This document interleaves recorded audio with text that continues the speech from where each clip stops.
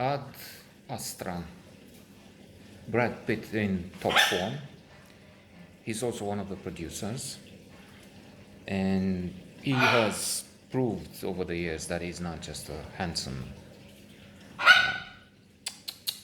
romantic lead, but he has taken challenging roles that must make us forget at one point that he has been and still is so good looking, from 12 Monkeys.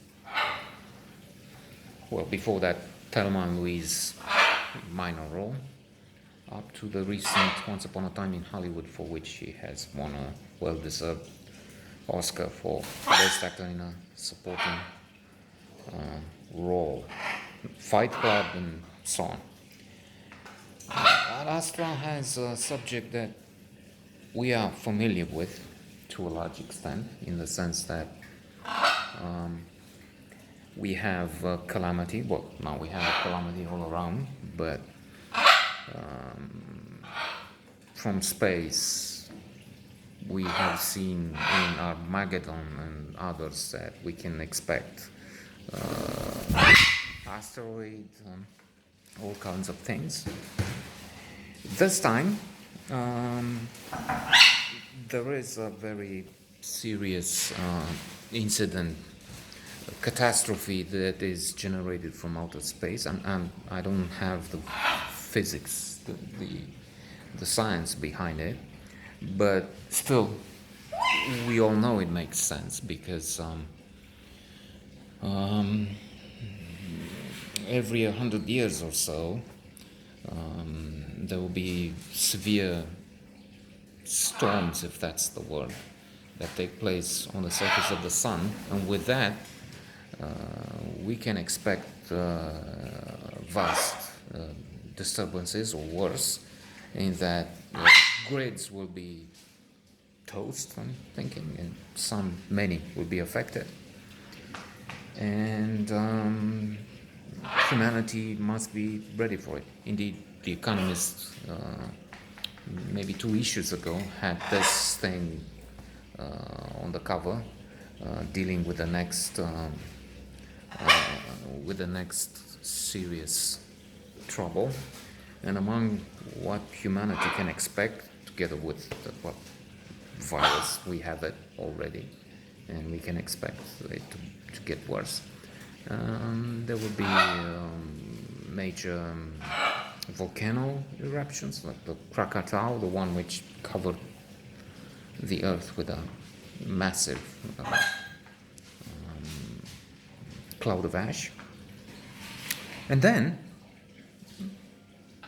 what we were just talking about, the idea of a storm that will put humanity at risk in various ways, including the fact that electricity will be stopped, and power generating utilities will be, in many cases, damaged for good. Or anyway, so the background, the basis is relevant, and the film is well done. Brad Pitt acts with restraint, without excess, with required decorum, I would say.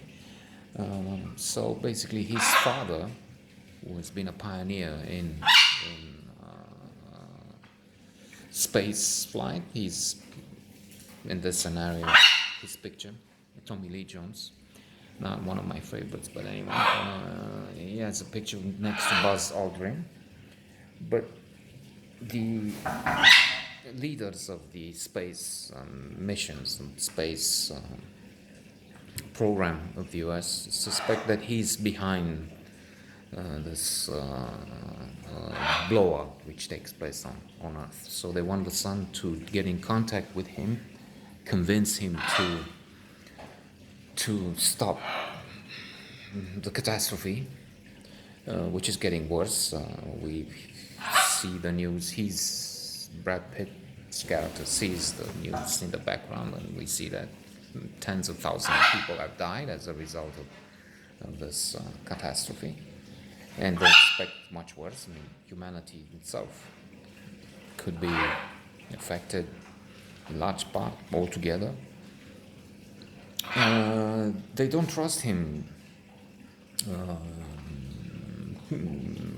I was going to say completely. They don't trust him at all, actually, we can say. Even if there will be some very interesting tests. Of course, we have the lie detector test today, but that will be in the future, evidently, and they'll be more sophisticated, and he has to answer questions, and they keep measuring his pulse. He's very good that, so good that when an accident happens in the first few scenes, he is keeping such a cool head that he has, and such control of himself. Amazing. A miracle, really. His heart rate never passes, I don't know, 65. So the superiors, those who come to talk to him about his mission, ask about this, and they're very impressed. So there's Donald Sutherland also here. Liv Tyler, one of the very good actresses, one of the best looking also. And altogether it makes for a very good, very interesting movie.